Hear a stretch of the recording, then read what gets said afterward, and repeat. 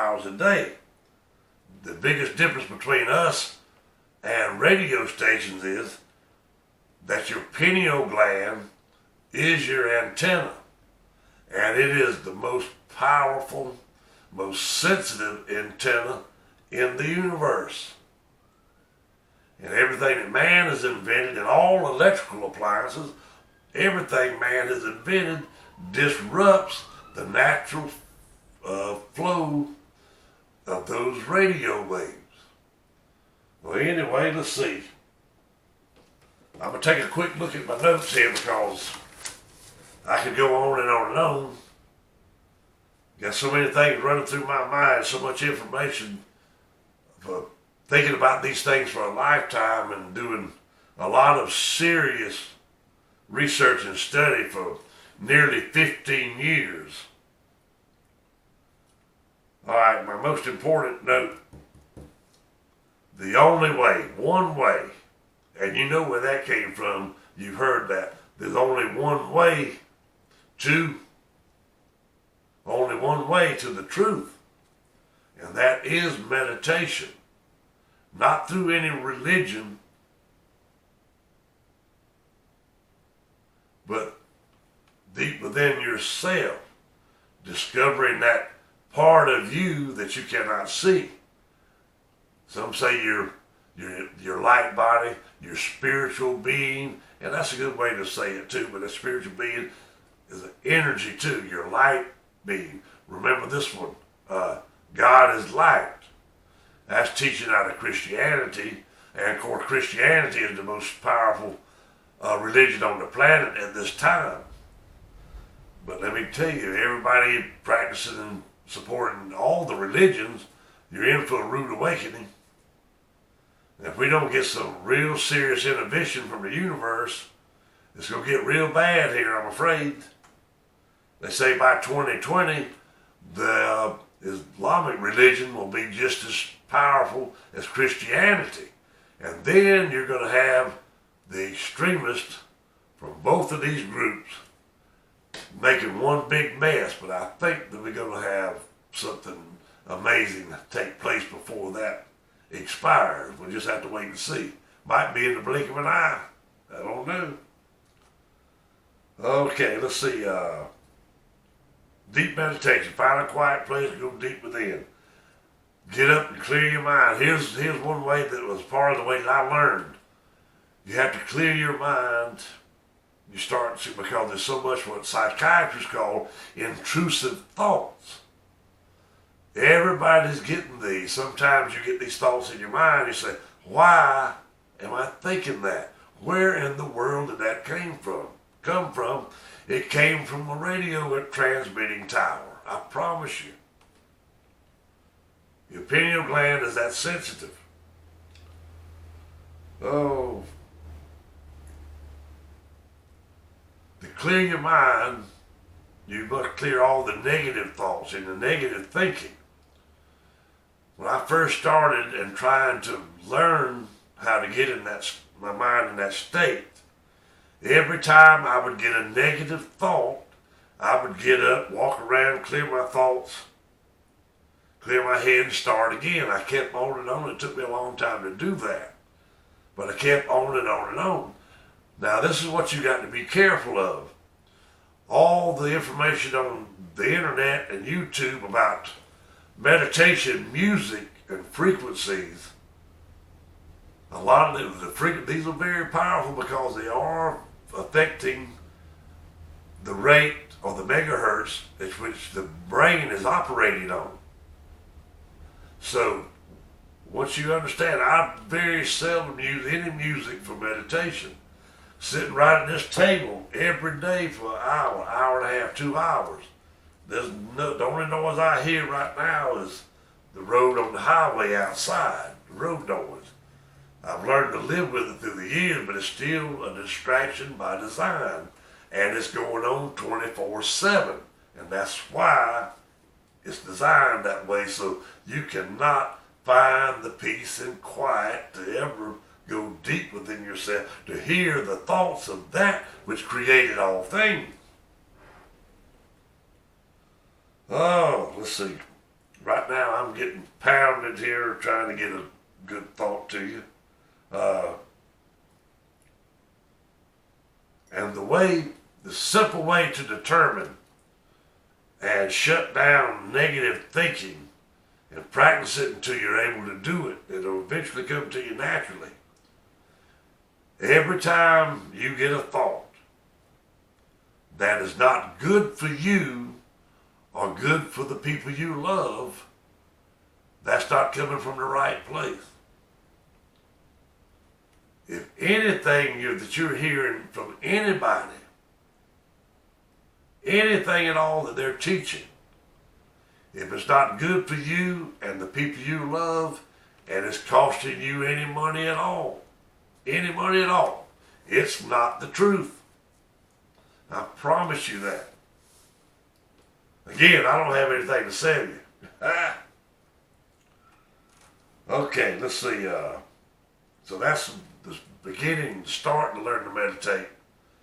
Clear your mind every time you get these negative thoughts, which is almost impossible to shut down. You just learn to realize what is going on, and then you can deal with it. Now, a lot of people go into mental health centers getting antidepressants and mind-altering drugs to cure the problem that these people have created. That's problem, reaction, solution. They created the problem you experienced, and then you go to them to pay them for the solution for the problem they created. Oh, this world as we know it is a controlled environment. This whole world. We're all being manipulated 24 hours a day, 7 days a week. And I can go on and on, but right now, I made maybe my last video, I don't know, but I may not be back online or on the internet until 2020 or January 10th, 2020. And you guys can help me celebrate my birthday on that day. Might be a good one. All right, let's see. This is about the illusion of death, real quick. I met a friend in Burnsville, North Carolina. We're about the same age. He's just a few months older than I am. Talking about some of these similar things. And in the years past, I did a lot of study with near-death experiences and people who had those, and then the stories from people who experienced clinical death and documented death, and then back to life again. So I was pretty knowledgeable about those things. I'd always thought about it. If you think about it, there's a part of you that tells you, well, it's hard to think about how it is to die sometimes because you don't. But anyway, this friend here that I met, and this was 3 to 4 years ago, talking with him, and anyway, he's dying from lung cancer as we speak. But he's aware of the death illusion because he shared with me that before his birth, in this life that he's living right now, he could see this tunnel of light, okay? Everybody's heard about the tunnel of light, and you always heard that it comes when you experience your death, that when you die, you see this tunnel of light. Well, I'm sorry, but that tunnel of light is the beginning of your next life. Yes, exactly what I said. That tunnel of light is the beginning of your next life. My friend saw this tunnel of light, and I could go on with that, but that's another time. But anyway, he saw this light, and he heard voices, or he was thinking to himself that he was scared to go. But then he said he heard voices that said it was part of his journey and he must go. But he remembered that before he was born to this life that he's living right now. And he told me that I was the only other person besides his mother who believed that he experienced that. But I knew he was speaking the truth when he told me. And it was no coincidence that I met him. He's the main reason I ended up in Burnsville, North Carolina 4 years ago. Well, anyway, could go on and on and on. But so anyway, we'll go ahead and cut this short, get done. And right now I'm going to share the most powerful statement that I can make to anybody in this world. And okay, yeah, I wanted to share. I got to laugh about this one. I got a picture somewhere when I had first ever grew a goatee. I called it my Moses look.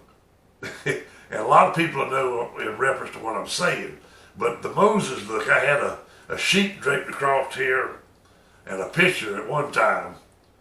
And I called it my Moses look. I was getting my Moses look going on because I was going to, set my people free. Well, this is the Moses look, but I'm not Moses. I'm William James Ernest Gibbons. But I am saying, this is the last time I'm saying, let my people go. And my people are all of you who seek the truth, speak the truth, and search for a higher understanding about that which created all things and the universe in which we live. Now, the most powerful statement I can make. I, William James Ernest Gibbons, I bear witness not of myself, but I bear witness of that which created all things in the universe. I love you. World peace or bust. This is WJEG, and I'm signing off from Elko, South Carolina. Love you guys more than you know. One day you will know.